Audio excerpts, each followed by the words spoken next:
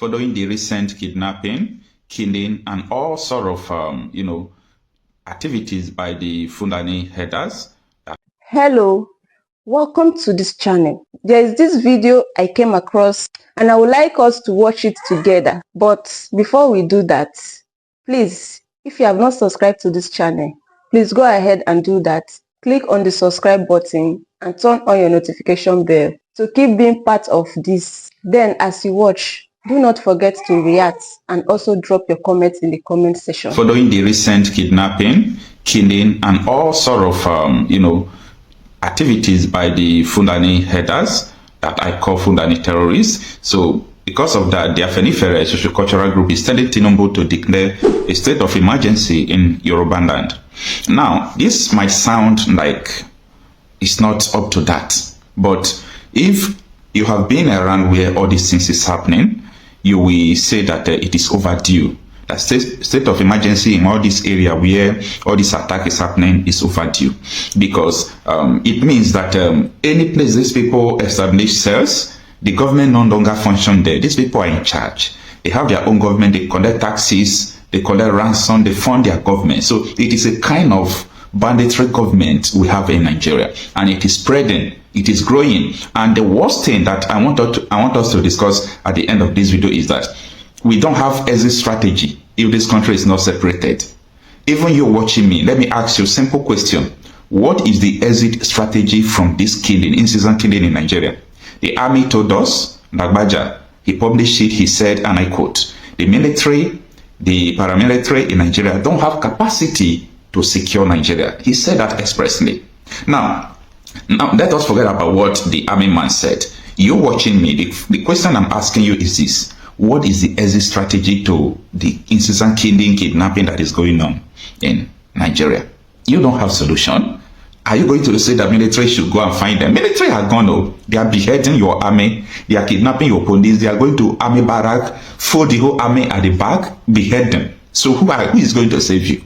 I really want a simple answer from you on the comment section before we continue this news. I just want to ask you, what do you think that it is the exit strategy from this incessant killing? Because it is going to get to your turn if this killing is not stopped. You might say, oh, God forbid, but people who are dying, it is the same God that created them. Or your God, is your God partial? No, your God cannot be a partial God. So you have to answer this question. If you think the separation of Nigeria is not the only option, now give me the option. Tell me the exit strategy from all this killing. Now, let us understand the nature of or what led to Afenifere telling Tinubu to declare the state of emergency in Yoruba land. And the article from Sahara Reporter reads that breaking, Afenifere Council asked Tinubu to declare state of emergency in the southwest over kidnappings, killing. Now, it reads the details of the article. The Afenifere National Youth Council has expressed concern over the escalating killing and kidnapping crisis in the southwestern part of the country. It has therefore called on President Bola Tinubu to declare a state of emergency on kidnapping urgently to stem the tide of insecurity. Out of the article. If Tinubu is not a terrible president, did Tinubu really want someone to come out to tell him to declare a state of emergency or fight insecurity? Now, that lady that Tinubu wanted to bribe to support him during the election told us that Tinubu said, and I quote, if I fight insecurity, they are going to kill me. As powerful as Tinubu is, tell me, who are the people that are going to kill him? That is why I am telling you people that the killing in Nigeria is a system. They created a system for it, and it's for a purpose. And that is why I'm asking people, what is the exit strategy? Do you think that the silence of your politicians is not a message? It's a clear message, okay? Now, let us go to the next paragraph of the article. It continued that, according to the president of the group, Prince Enionda Ojajuni, in a letter to President Tinubu, the call followed a disturbing surge in adoption and the brutal killing of the victims, which had become increasingly rampant across the country. Ojajuni, who spent 12 days in the captivity after being kidnapped last month in Akunu, Ondo State, noted that the situation had reached a critical point, with criminal elements operating with impunity and spreading fear and chaos among the populace. The letter read, I write to you with deep pain and urgency regarding the worsening state of insecurity in the Southwest, particularly in Ondo State. Kidnapping attacks have escalated to alarming levels, leaving citizens in constant fear for their lives and livelihood. Ondo State, once known for its rich agricultural activities, has now become a danger zone where farmers no longer feel safe accessing their farmlands. Criminal elements have turned our forests into ransom negotiation camps, while major roads, especially the Lagos-Abuja Expressway, have become death traps for innocent travelers who are kidnapped daily for ransom. Mr. President, I am a victim. I have first-hand experience of the horror these criminals inflict on their captives. I was held hostage for 12 agonizing days and nights in the wilderness without food or clean water.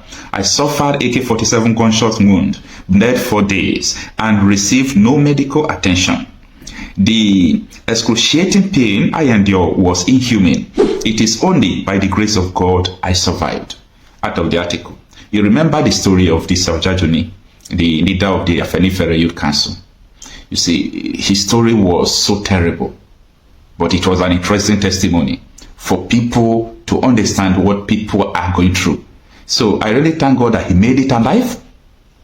He was out and he started narrating how or everything he went through, the ordeal.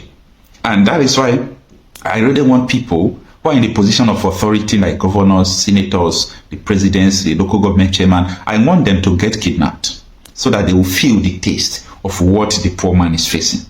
Now, the article continues, say, beyond the physical pain, the psychological trauma is unbearable. I struggle with sleepless night, live in constant fear, and experience distressing flashbacks. The sound of any sudden noise jolts me awake, forcing me to relive my ordeal. This is the reality of many victims, and it could happen to anyone. Mark the word. It could happen to anyone. Don't say God forbid. God did not hate anyone. It is the situation we find ourselves, okay? Your Excellency, I plead to you with urgency. Ojajuni continue. 1. Declare a total state of emergency on security in the Southwest, especially in Ondo State. 2. Deploy a special military operation to reclaim our forests from kidnappers and criminal elements. Ojajuni is trying to be politically correct. No military can stop these people, okay? No military can stop these people because military have been infiltrated by the terrorists. Okay. Number 3, strengthen border security to prevent the influence of criminals, headers, and terrorists into our communities. 4, equip and empower local security agencies, including Amotokun, to actively combat these threats. Okay, I think that is correct. Implement long-term security reforms to ensure lasting peace and stability. 6, investigate the flow of ransom payment and determine where the money is going. 7, increase security surveillance in Lagos and Ondo State, particularly in an abandoned building with high fences and locked gates. 8, engage youth association in the fight against insecurity. The federal government should mandate all the political office holders to hold regular town hall meetings at their local government areas. 9, mandate Southwest governors to collaborate and strengthen security networks. As a matter of urgency, I urge you to call for a Southwest Youth Security Summit to address this crisis. From my experience, these kidnappers work with youth who have strong ICT knowledge to track and monitor mobile devices. Some of these individuals are locals who speak Ondo dialects and Yoruba fluently, acting as spies for these criminals elements. I have personally written to the governor of Lagos State, urging him to convene an urgent Southwest Governors Forum meeting on security and youth engagement. However, only a strong federal directives can ensure swift and collective action. Let me stop the article here. So this was the later part of the letter the man wrote to Tinubu, asking him to declare, a state of emergency in Yoruba land. But Ojajuni, you are speaking English too much. You speak English too much as if you don't know the country you are. When Tiwa Danjuma told you that the armed forces are colluding with the armed bandits, when they said armed bandits, they are the terrorists, okay? Because armed bandit is a terrorist. So to commit ethnic cleansing, Tiwa Danjuma was not holding water in his mouth. You think that if they really want to wipe out all these people, that they won't be able?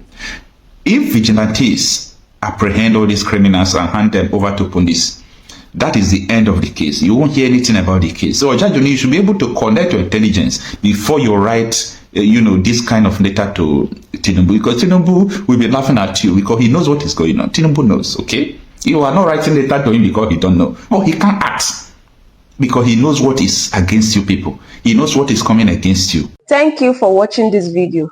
Please leave your contribution in the comment section and also do well to subscribe. I'll see you in my next video.